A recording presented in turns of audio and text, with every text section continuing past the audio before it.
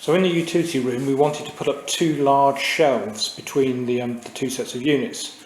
So as part of the surplus building wood when the timber frame house went up, we found this large plank which was just over 4 metres long, and we needed two sections of about 195 centimetres each. So I've just sliced these up into two 195 sections, and Helen's now busily staining them black.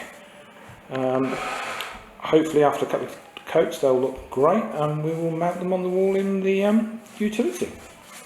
We're going to use like the scaffolding brackets, so black, very minimal, industrial looking scaffolding brackets.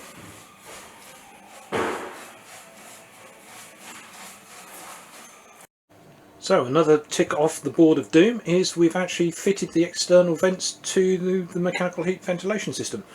So the one at the back you can just about see, which is lagged, that's for the exhaust of the stale hot air. And then today we've actually put this one in, which connects over to the fresh air input. They have to be at least 1.5 metres apart so you don't get the intermix in between the two. This second one will be lagged, but because it's running right up against the ceiling, we're going to wait for the plasterers to actually put the ceiling boards in first before we actually put the lagging on, or else it'll only just get in the way of each other. And at the moment we're not actually running the ventilation system, so it's not doing any harm.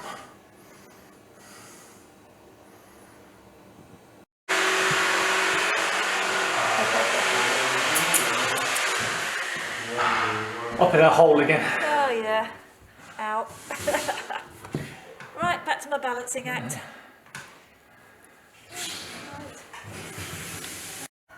So H is doing a balancing act again up in the loft, finishing off the air tightness, ready hopefully for tomorrow's air tightness test. Yay.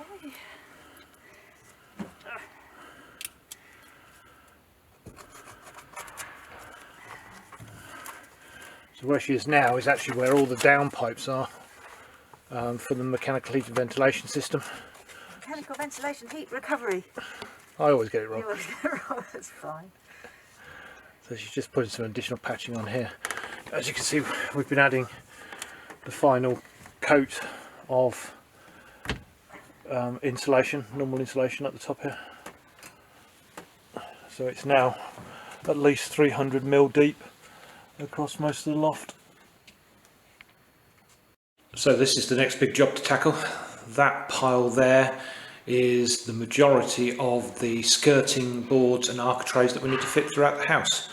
There's about £1,700 worth of MDF there. We paid a bit extra and it's come actually primed with an undercoat on it. I think that was about 20 pence extra per board to do that. And I've now got a production line going where I'm actually applying the white top coat to it.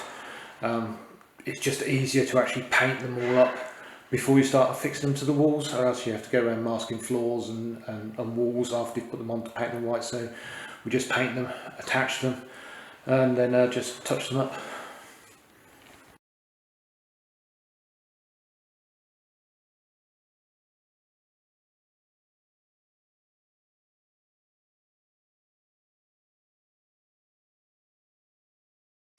Okay, so the first of this week's big updates is we've got the flooring down in the snug. As you can see, it's like an oldie oak panelled floor.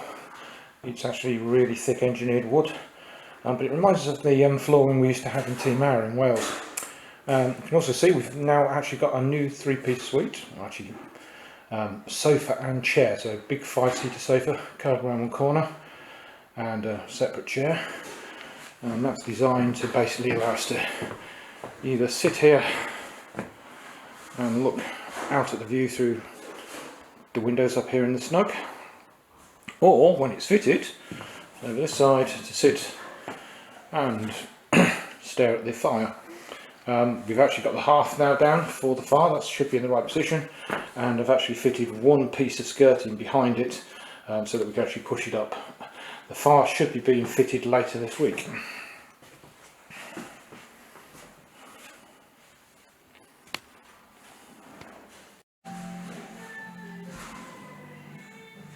a little bit of new sofa testing. It's very comfy, but I'm not allowed to put my shoes on it. Better than me, I'm not allowed to sit on it. True. Oh, no. Just realised that Helen's actually camouflaged with the wall. You've got a Tony wardrobe to your house. So how does that explain the pants stained jeans then? The house is messy too. So, continuing the flooring, the rest of the upstairs has now also been done. In this light, again, engineered wood oak. So it's done here, that's obviously on the quadra. It flows through here into bedroom 4.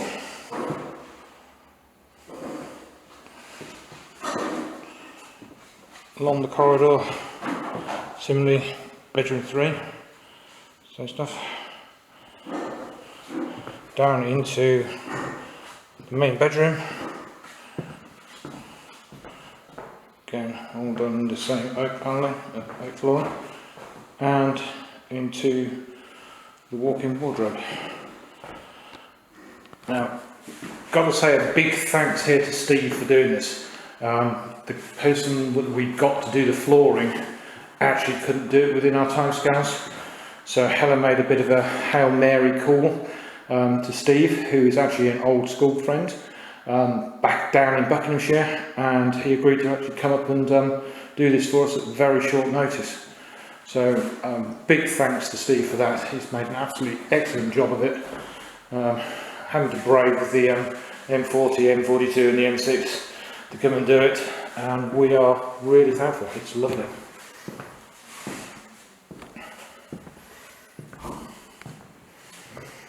So still got the temporary stairs in.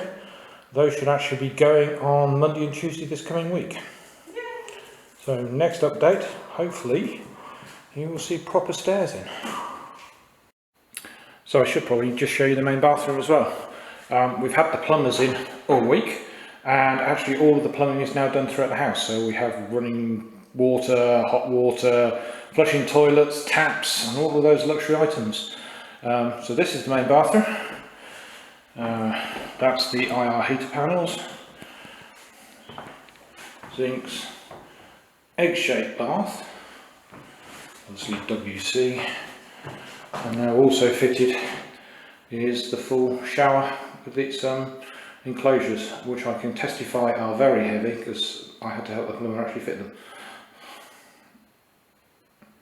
So we've had some more progress on the front porch. Dave, the builder's just been and has finished the roofing, so he's just put on the last of the ridge tiles, cemented those down, and he's also just cut in all of the LED flashing along the edge there.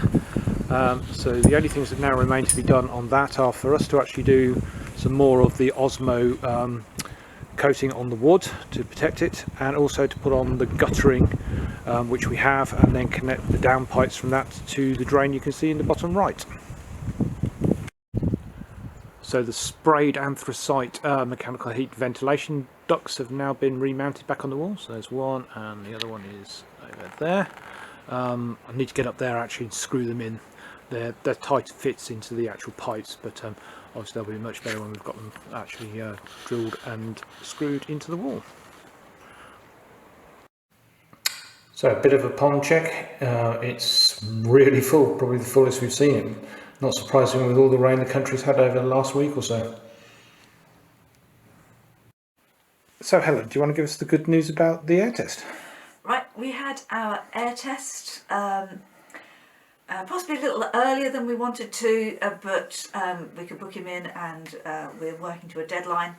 And he came in and he attached his big door frame filler with a big fan on it and a huge computer program with lots of numbers flying around. And he attached the fan, started it running, started his computer and went, oh, and my heart sank.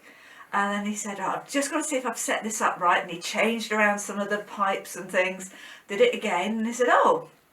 And again, I'm thinking, oh God, and he started filling in holes in the fan. And he said, turned around, he said, don't worry, it's a good thing.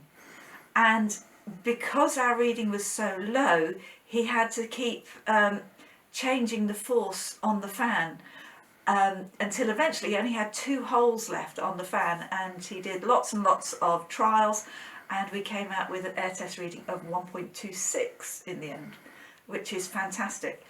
A standard estate house I think can have a reading of 10. A house that's supposed to be fairly airtight, so it doesn't have trickle vents and it has mechanical ventilation, is supposed to have a pass reading of about 5. So a 1.26 is fantastic. In fact, it's sort of heading down towards passive house, which is not something I was aiming for, but I did pinch a load of the techniques that passive house uses, so that's probably what gave us such a good result. So you can have a sip of sparkly for that then? We're having a little celebration. So that piece of data's gone off to our assessor to work out our SAP results. So all the insulation values, the U values of all the windows, the construction methods has all gone in, and it's all going to get put into a big computer, and we're going to get our SAP results. So yes. So well done, Shorty, for all of the hard work that you put in with that. The insulation tape was so vicious it takes the skin off your fingers, and for ages I was walking around with really tender hands because I had no skin on my fingertips. So yeah, worth it in the end.